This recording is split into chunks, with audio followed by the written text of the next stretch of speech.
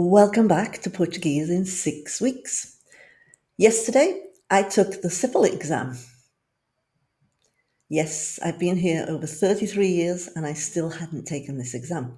But yesterday I did it. I booked the exam in March and my date was yesterday, 16th of September. So when you book this exam, you want to make sure that you're going to do it well in advance because these places fill up very quickly. There were a lot of candidates there.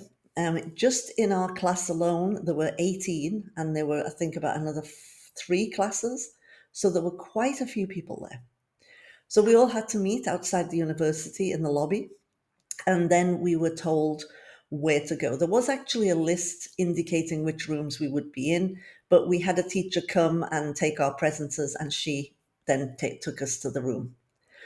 Once inside the room, we had to put all our belongings at one end of the room, and we could only have our identity on the table and our pens and pencils for taking the test. So you need your pen and pencil. This is very important. Pen, pencil, rubber, sharpener, just in case your pencil breaks.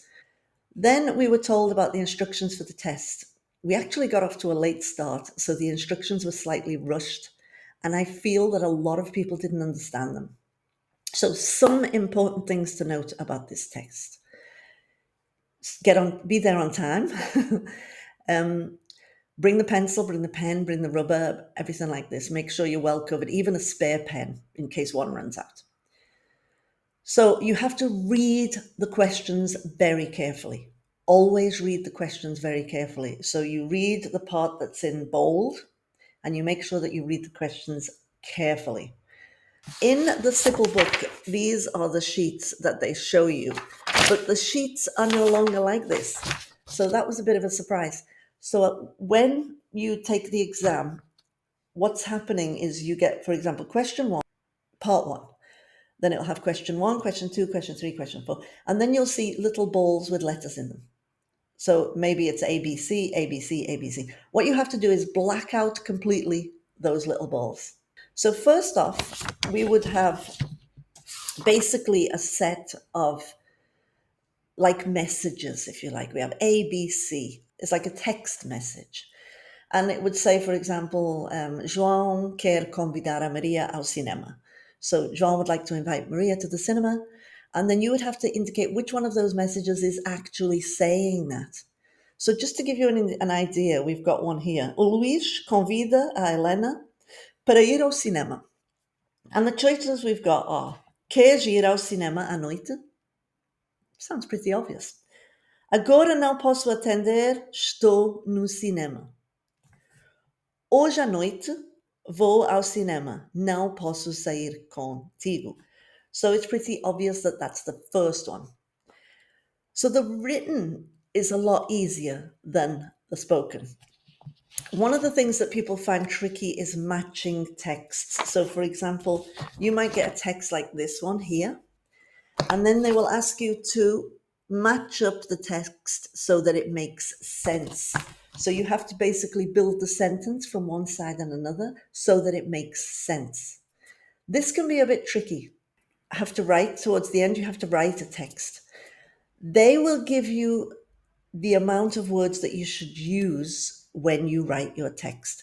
So for example, it might be 55 to 80 words. Whatever you do, do not go over. If you go over, that will be classed as 0.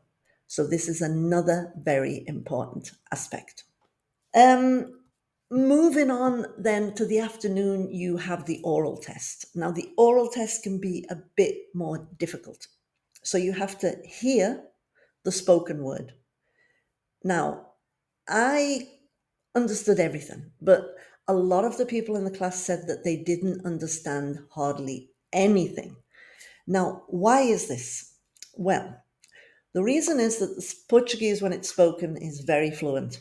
So it's very difficult to see the gaps between the words and identify different phrases. This is one thing I work on in my lessons. So what happens is you just tend to hear this long stream. Now you do have the questions written down. So it will ask you a question and you have multiple choice answers. Generally, you have 2 questions for each text, or sometimes 3.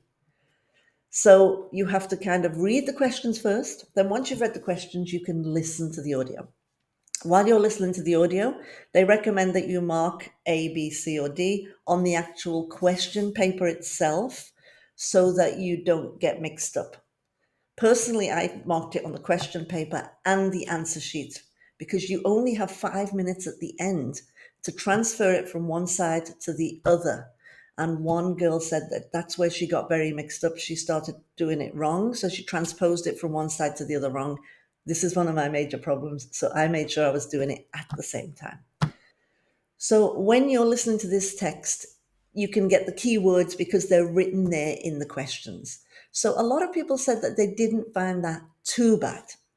But then when you move on towards the end, you have this other test that people found a lot more difficult.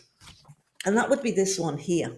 So in this one here, you have to listen to what the person is saying. And then you have to say where the conversation is taking place. So, for example, you might hear a conversation like, dói muita cabeça. Quais são os comprimidos que recomenda para uma dor de cabeça? So, my head hurts. What pills would you recommend for a headache? So that would most likely be in the chemist. But they might put farmácia and they might put consultório médico. And then you're wondering, is she telling the doctor this or is she in the chemist? So people found these very difficult.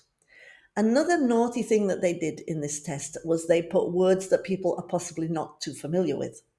So the words, like, for example, I've seen in a lot of textbooks that they use garagem for a car mechanic, for example.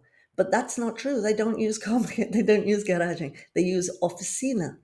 And this one came up. Now, oficina to a lot of foreign people looks like the word for office when it actually isn't. Secretariat is the word for office. So they had two questions, and I think that some people might have thought that one was for oficina when it was actually for the secretariat. So these are the things you've got to be careful of. It's good to maybe get some good adjective bases, especially adjectives that sound similar. You don't have to have a huge adjective vocabulary. Choose common adjectives, but the ones that sound similar to each other. The same goes for nouns. When you learn a noun, learn similar nouns because these are where they get tricky. So this is where they kind of throw these low balls in. So in the afternoon, we were shown photographs. So we were shown photographs and we had to talk about the photographs. The lady that was with me, she actually got a nice photograph of a family sitting around a table. I got the photograph of a room, so I wasn't quite sure. So I just described the room and I blah, blah, and they went to me, no, that's fine, just shut up, we've heard enough. And so we each had to talk about the photograph we were given. And then after that, we were shown a photograph of different professions and we had to talk about these professions. So I think it might be a good thing to learn professions, different professions too. And describing things, describing situations or storytelling. So you can create a story or you can just describe the scene. I just limited to describing the scene because it was just an empty room. What more could you do? So I hope this helps you if you're going to take the test. If you have any more questions, please let me know below and I will be glad to help them. If you need any help to take the test, also contact me and I will set you a program. So thank you very much for watching and até amanhã, se Deus quiser.